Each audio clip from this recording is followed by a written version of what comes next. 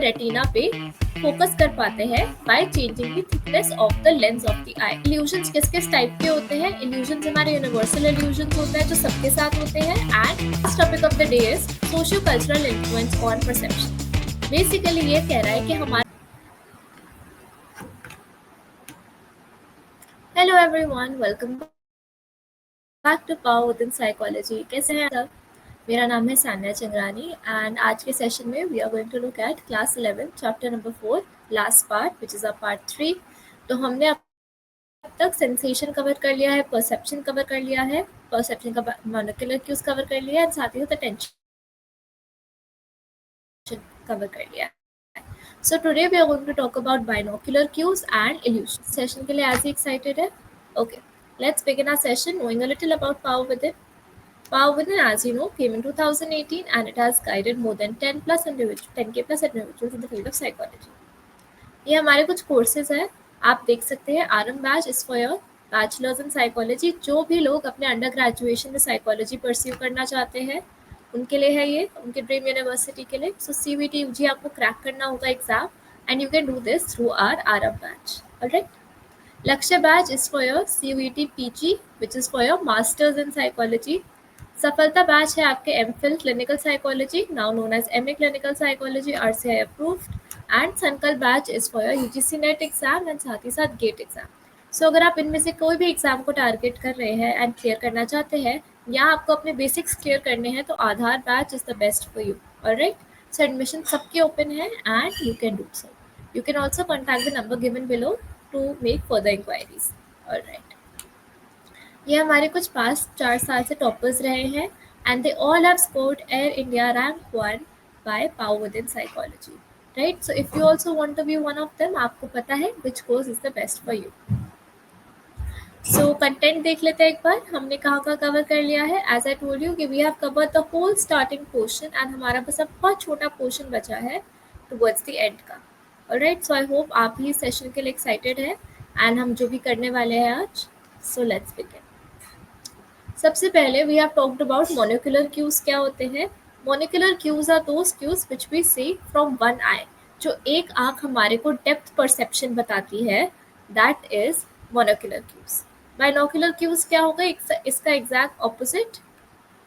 Binocular cues is हमारी दोनों eyes हमारे को क्या डेप्थ परसेप्शन बताती है कि ऑब्जेक्ट कितना दूर है, कितना पास है। राइट, तो डेप्थ परसेप्शन या डिस्टेंस में अगर बोलूँ तो दैट इज हमारा बाइनोक्यूलर क्यू। सो बाय से याद रखना, we are talking about two things. Right, अब बाइनोक्यूलर क्यूज किस किस टाइप के होते हैं हमारे टू आईज वाले? सबसे पहले हमारे retinal disparity.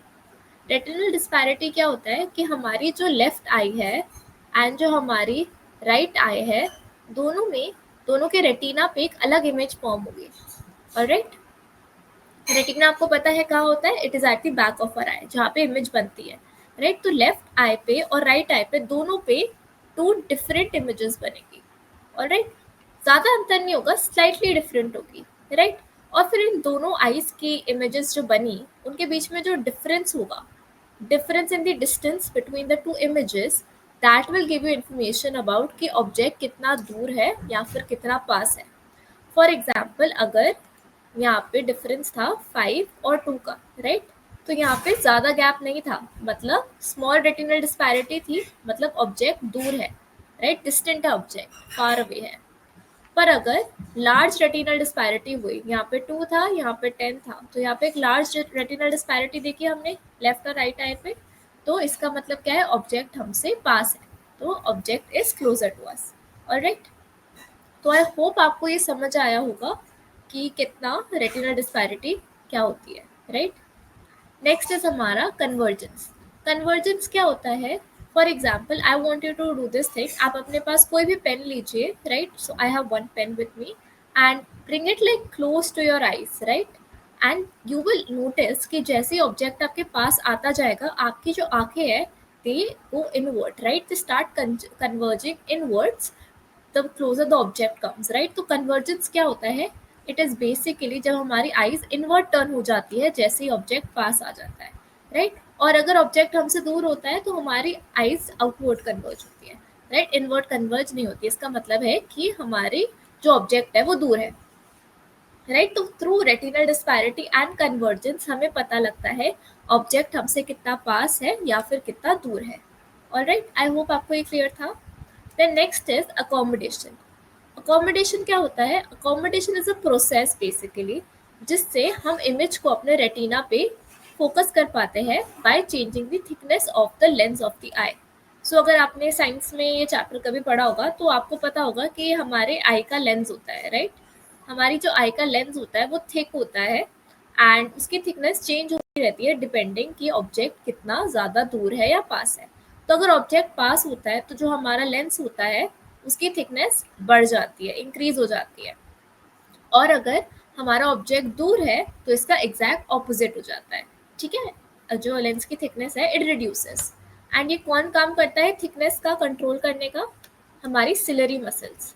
Through the process of accommodation are ciliary muscles help us in focusing the image on our retina by changing the thickness of the lens. Alright, so that हमारा brain interpret कर पाए कि object कितना दूर है कितना पास। सो I hope आपको ये तीनों क्यूज बहुत अच्छे से क्लियर होंगे। Okay, so now these are just some of the examples जो मैंने आपके साथ शेयर करे थे। आप खुद से भी इमेजेस एक बार देख सकते हैं, राइट। तो ये हमारा इन्होंने लेंस और रेटिना बना के दिखाया है towards the right of your image. Alright, so you can look at that as well. Okay, next topic हमारा है परसेप्चुअल कंसिस्टेंसी। कंसिस्टेंसी क्या होता है? बेसिकली जब ऑब्जेक्ट अनचेंज्ड रहता है despite the change in distance, lighting या एंगल। आप किसी भी एंगल से देख लो एक ऑब्जेक्ट को, किसी भी डिस्टेंस से देख लो, ऑब्जेक्ट का साइज नहीं बदलता। क्या बदलता है? उसकी रेटिना पे जो इमेज है दैट कैन चेंज, बट जो साइज है ऑब्जेक्ट का, जो शेप है ऑब्जेक्ट का, जो कलर है ऑब्जेक्ट का, that won't change, right? तो object remains unchanged, alright। तो इसके हम तीन तरीके से देखते हैं परसेप्चुअल कंसिस्टेंसी को। आप इसको SSB करके याद कर सकते हैं। You can make any acronym for it, right. So size consistency, shape consistency and brightness consistency, right. तो लेट्स लुक एट देम एक एक करके। साइज कंसिस्टेंसी क्या कहता है कि size of the image changes as the distance of the object changes, but जो हमारा ऑब्जेक्ट है उसका साइज सेम ही रहेगा, राइट। तो अगर आपका दोस्त आपके पास दूर से भी वॉक करते हुए आ रहा है तो भी उसका साइज सेम ही रहेगा, चाहे वो कितना भी दूर हो, पास हो, right. That is size consistency. Shape consistency इनको फॉर्म कंसिस्टेंसी भी कहते हैं। इसका मतलब क्या होता है कि आप किसी भी एंगल से देख लो पर ऑब्जेक्ट का साइज जो है वो अनचेंज रहेगा, राइट। एक डोर जो है वो रेक्टेंगल ही लगेगा चाहे वो पार्शियली ओपन क्यों ना हो, राइट। ओके, नेक्स्ट इज हमारा ब्राइटनेस कंसिस्टेंसी। ब्राइटनेस कंसिस्टेंसी का मतलब है कि आप कोई किसी भी लाइट में कोई चीज को देख लो, no matter amount how much of the light will be reflected, जो ऑब्जेक्ट का एक्चुअल कलर है that won't change. For example, अगर आप धूप में जाते हो तो आप अपने बालों का कलर देखते हो तो हल्के से गोल्डन सा आपको लगता है, राइट। लाइट ब्राउन गोल्डन हो जाएंगे, बट जो आपके हेयर का कलर है ब्लैक, वो ब्लैक ही रहेगा। सो लाइट में it can temporarily look different but at the same time उनका एक्चुअल कलर सेम रहता है। Okay, alright, so now we have covered perception पूरा। अगर किसी को कोई भी डाउट है अब तक, please drop it down in the comment section or please reach out to us, ठीक है। so I'm going to move to the new topic which is illusions। बहुत easy topic है। illusions का आपको बस basic definition learn करना है that it is the misperception, right। हमारी misinterpretation of something, misperception is illusion, right। तो जब हम सेंसरी इन्फॉर्मेशन को ढंग से इंटरप्रेट नहीं कर पाते दैट इज इल्यूशन। अब आप अपनी इमेज देख सकते हैं, क्या लग रहा है आपको ये इमेज देख के? ऐसा लग रहा है कि ये ऑब्जेक्ट हिल रहा है या फिर the something is going deeper, right। तो what is that? That is illusion, right। एक मिसमैच क्रिएट करना बिटवीन जो एक्चुअल ऑब्जेक्ट है और जो हमारे माइंड में प्रोसेस हो रहा है, राइट। इल्यूजन्स किस किस टाइप के होते हैं? इल्यूजन्स हमारे यूनिवर्सल इल्यूजन्स होता है जो सबके साथ होते हैं, एंड पर्सनल इल्यूजन्स होता है। तो कभी कभार आप रस्सी देखेंगे तो आपको लगेगा कि वो सांप है, राइट, अगर आप अंधेरे में देख रहे हैं, या फिर अगर आपको सांप का डर लगता है तो आपको कभी कभार रस्सी भी एक सांप दिख सकती है। So that happens and that is subjective to each and everyone. So that's a personal illusion. Alright? Illusions हमारे हमेशा किसी एक्सपीरियंस की वजह से ही आते हैं, तो इनको हम प्रिमिटिव ऑर्गेनाइजेशंस भी कहते हैं। आई होप ये क्लियर था आपको। ऑलराइट, इल्यूजन्स अब दो टाइप के होते हैं हमारे। सबसे पहले is geometric illusions. Geometric illusions का मतलब बेसिकली इल्यूशन जिसके अंदर या तो लाइन आ रही है, एंगल आ रहा है या कोई शेप आ रहा है. ओके, तो आप ये अपने क्लास 12th में एक प्रैक्टिकल भी करेंगे, क्या पता आपको 11th में भी करा दे. तो इसके अंदर क्या होता है, सबसे मुलर लायर इल्यूशन होता है. सो अगर आप ये वाली इमेज देखें, both of these lines they are of the same length, right. But अगर देखने में ऐसा लग रहा होगा कि ये वाली line appears to be longer, right. Why is that? Because इनके जो एरोज है दे आर ओपन एंडेड, बाहर से they are open, right. And जो ये वाला नेक्स्ट लाइन है हमारी, इनके arrows are close ended. So although they are of the same length, हमारे को क्लोज एंडेड वाले एरोज की वाली लाइन हमें appears to be shorter. So that is Muller Lyer illusion for you. Alright. Second is हमारा vertical horizontal illusion. इसका मतलब क्या है कि आप ये वाली लाइन और ये वाली लाइन देखिए, वर्टिकल और हॉरिजॉन्टल दोनों लाइंस हमारी सेम लेंथ की है, राइट. बट जब हम इसको इसमें देखेंगे तो वी विल सी कि हमारे को it appears that this line, हमारी vertical line is taller than the horizontal line, right. तो although they are of the same length, it appears one is taller than the other. Okay, so that is vertical horizontal illusion. Next is हमारा apparent movement illusion. Apparent movement illusion का मतलब क्या है, जब हम किसी movement की बात कर रहे हैं, right? तो इसके अंदर we are going to talk about Phi phenomena.